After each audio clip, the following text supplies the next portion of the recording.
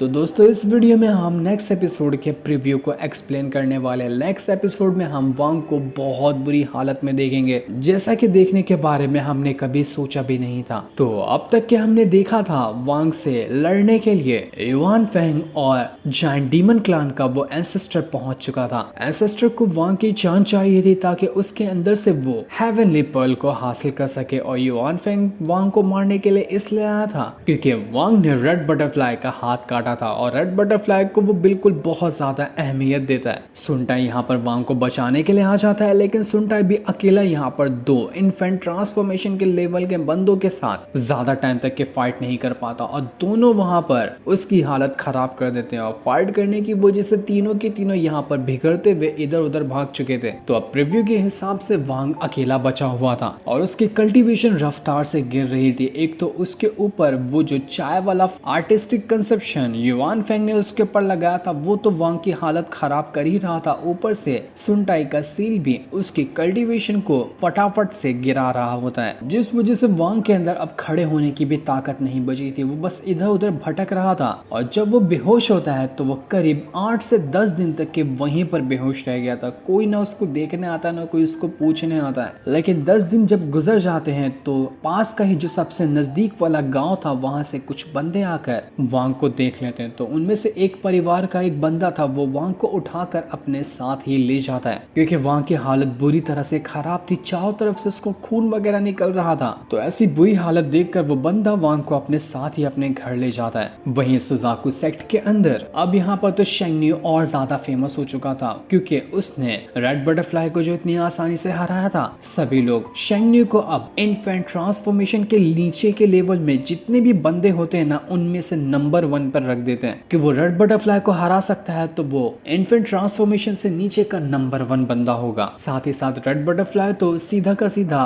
उस Suzaku Lord का जो डिसेबल था उसकी गुलाम बन चुकी थी। तो दुनिया को ना पता चले कि रेड बटरफ्लाई कहाँ चले गई, उसके साथ क्या हुआ। तो ये अफवाह फैला दी जाती है कि red butterfly close door cultivation में चली गई है, मतलब कि वो दुनिया की नजर से छुप कर अपनी पावर को गेन करने की कोशिश कर रही है ताकि किसी को भी शक ना हो कि रेड बटरफ्लाई के साथ असल में हुआ क्या है। लेकिन वो जो डिसेबल था वो अभी भी रेड बटरफ्लाई के साथ होकर उससे कह रहा होता है कि मैं महसूस कर सकता हूँ तुम्हारे अंदर अभी भी थोड़ी बहुत तुम्हारे सोल का पार्ट मौजूद है, लेकिन चिंता मत करो, मैं अपने चंगुल से तुम्हें कभी भी बाहर निकलने दूंगा ही नहीं। तुम मेरी एक गुलाम हो, मेरी एक पपेट हो और हमेशा जिंदगी भर इसी तरह से रहोगी। साथ ही साथ सुजाकू लॉर्ड जो था उसको भी इस चीज की खबर लगी होती है कि आसपास के इलाके में बहुत भयंकर फाइट हुई है और उस फाइट में शेंगन्यू भी शामिल था। उसको ये तो नहीं पता चलता कि शेंगन्यू जो है उसकी हालत कितनी खराब हुई है, लेकिन उसको ये जरूर पता चला था कि फाइट में शेंगन्यू की हालत खराब तो जरूर हुई है। तो वो लियो में से कह देता है कि यही तुम्हारे पास सबसे बेस्ट मौका है उस शेंगन्यू से जाकर उसके आर्टिस्टिक कंसेप्शन के बारे में जानकारी लेने का। वो कमजोर होगा तो वो अभी तुम्हारा कुछ भी नहीं कर पाएगा और उसकी पावर को तुम काफी अच्छी तरह से ले पाओगी। तो लियोमी जो थी वो भी यहाँ पर शेंगन्यू को ही ढूंढने के लिए निकल जाती है। बेचारे वहां के पास मुसीबत कम थी कि अब ये लियोमी भी उसको ढूंढते हुए आसपास के इलाके में जा चुकी थी। वो भी वांग को ढूंढ कर उसका आर्टिस्टिक कंसेप्शन चुराने की कोशिश करेगी। तो वहीं वांग को जो घर वालों ने रखा था वो घर वाले 8-10 दिन तक के वांग का इलाज करते हैं, जिसके बाद उसको होश आने लग जाता है। लेकिन होश आने के बाद भी कोई फायदा नहीं था, वो अपनी 1% भी कल्टीवेशन को महसूस ही नहीं कर पा रहा था। मानो कि वो एक नॉर्मल इंसान से भी बुरा हो चुका है। चोट लगने की वजह से उसके चेहरे उसके बदन पे जो निशान थे उसको देखकर गांव वाले डरा करते थे। उनको घिन आती थी कि कितना गंदा दिखने वाला बंदा है। सब वांग को गालियां दिया करते थे। यहाँ तक कि जिस घर में वांग रहता था वहाँ की जो घर में रहने वाली एक छोटी बच्ची थी वो भी वांग को बहुत बुरा भला कहा करती थी। कितने गंदे आदमी को आखिर हमारे घर में क्यों रखा गया है, इसको देखकर मुझे घिन आती है, भगा दो उसको निकाल कर बाहर। लेकिन वांग बेचारा यहाँ पर सब चीज को इग्नोर करते हुए खुद की कल्टीवेशन इंक्रीज करने की कोशिश करता था। वो खुद को वापस रिकवर करने की कोशिश में होता है, लेकिन कोई फायदा नहीं था। वो कितना भी कोशिश करता उसकी कल्टीवेशन बढ़ ही नहीं पा रही थी। वांग समझ चुका था कि अगर उसको वापस से कल्टीवेशन हासिल करनी है तो सबसे पहले उसको सुनटाई की जो सील उसके ऊपर लगी है वो हटाना पड़ेगा। साथ ही साथ युआन फेंग का चाय वाला आर्टिस्टिक कंसेप्शन उसको हटाना पड़ेगा। जब ये दोनों हट पाएंगे ना उसके बाद ही वांग दोबारा से कल्टीवेशन स्टार्ट कर सकता है, वरना उसके बगैर वो इसी तरह की हालत में रहेगा और दुनिया उसको जीने नहीं देगी। वांग को बहुत बुरा लग रहा था कि मेरी 400 सालों की मेहनत बस कुछ ही टाइम के अंदर बर्बाद हो गए। जितनी यहाँ पर वांग की हालत खराब हो रही थी और उसकी जो ओरिजिनल सोल है उसमें तकलीफ हो रही थी, उतनी ही ज्यादा तकलीफ उसकी ओरिजिनल बॉडी को भी हो रही होती है, क्योंकि बॉडी भले से दो है लेकिन जान तो दोनों के अंदर एक ही है ना। तो जितनी तकलीफ यहाँ पर क्लोन को हो रही थी उतनी ही तकलीफ ओरिजिनल बॉडी भी महसूस कर पा रही थी, लेकिन उसको पता ही नहीं होता है कि उसकी क्लोन बॉडी अभी है कहाँ, ना ही वो उसके पास जा पा रहा था।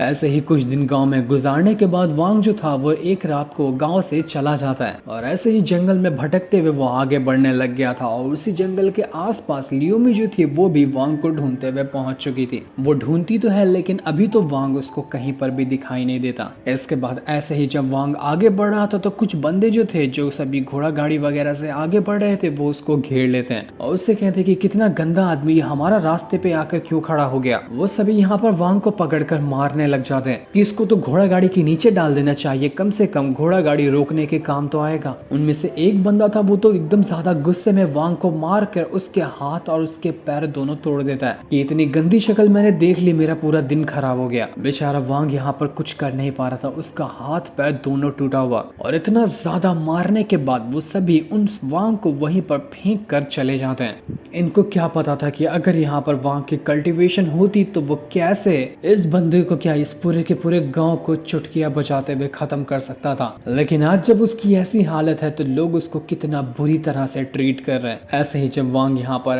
अधमरी हालत में पड़ा हुआ था तो कुछ बंदे उसको उठा लेते हैं और एक पिंजरे के अंदर जाकर छोड़ देते हैं, जहाँ पिंजरे के अंदर पानी भरा हुआ था और चारों तरफ से चेन वगैरह लगी हुई थी जिस चेन से वांग को बांध दिया गया था। जो बंदे थे वो असल में डाकू वगैरह थे और उन्हीं डाकुओं ने वांग को यहाँ पर कैद कर लिया था ताकि आगे कभी भी जरूरत पड़े तो बिल्कुल एक चारे की तरह इस्तेमाल करते हुए दुश्मन के सामने वांग को फेंक देंगे। वांग उसी पिंजरे में कैद था और धीरे धीरे करते हुए वहां का पानी जो था वो भी बढ़ने लग जाता है। वो कह रहा था कि इससे बुरी हालत मेरी जिंदगी में कभी भी नहीं हुई थी, मैं तो सिर्फ उस दिन का इंतजार कर रहा हूँ जिस दिन मैं खुद की पावर को वापस से कल्टीवेट कर पाऊंगा और जिस दिन मेरी पावर मेरे पास वापस आई ना। जायंट डीमन क्लान तू देखते रहना, मैं तेरे पूरे क्लान को नहीं बर्बाद कर दिया ना तो मेरा भी नाम वांग लिन ने। जो तूने मेरी ऐसी हालत की है ना इसकी सजा मैं सूद समेत तुम दोनों से लूंगा। जिंदगी भर पछताओगे कि आखिर तुमने पंगा किस इंसान से लिया है। जितना भी वांग का सामान वगैरह था वो सब तो बाकी लोग लूट चुके थे, उसका स्टोरेज बैग भी बाकी लोग निकाल लेते हैं, लेकिन वांग का स्टोरेज बैग उसके अलावा थोड़ी ना कोई दूसरा खोल सकता था तो वो लोग कुछ कर ही नहीं पाते। सभी लोगों ने वांग को एक कमजोर लाचार इंसान समझ रखा था, लेकिन उनको क्या पता था कि वो कितने खतरनाक चीज को कैद करके रखे हुए हैं। लेकिन प्रीव्यू में अभी तो नहीं बताया गया कि वांग यहाँ पर किस तरह से वापस से खुद की कल्टीवेशन को इंक्रीज कर पाएगा और कैसे अपने दुश्मनों से बदला लेगा। लेकिन नॉवेल के हिसाब से वांग को ज्यादा टाइम नहीं लगने वाला है खुद की पावर को वापस से हासिल करने के लिए, और उसके बाद जो वो बदला लेने के लिए जाएगा ना इतना कमाल का वो सीन होगा जिसकी कोई हद नहीं होगी। पूरा प्रलय लेकर आ जाएगा वांग दुश्मनों से बदला लेने के लिए जिसने भी उसकी ऐसी हालत की है। वो चीज हमें कुछ एपिसोड बाद दिखाई जाएगी। तो क्या आप लोग उसके लिए एक्साइटेड हैं वांग का वापस से रूथलेस अवतार देखने के लिए? जिस सीन के साथ यह एपिसोड यहीं पर एंड हो जाता है। थैंक्स।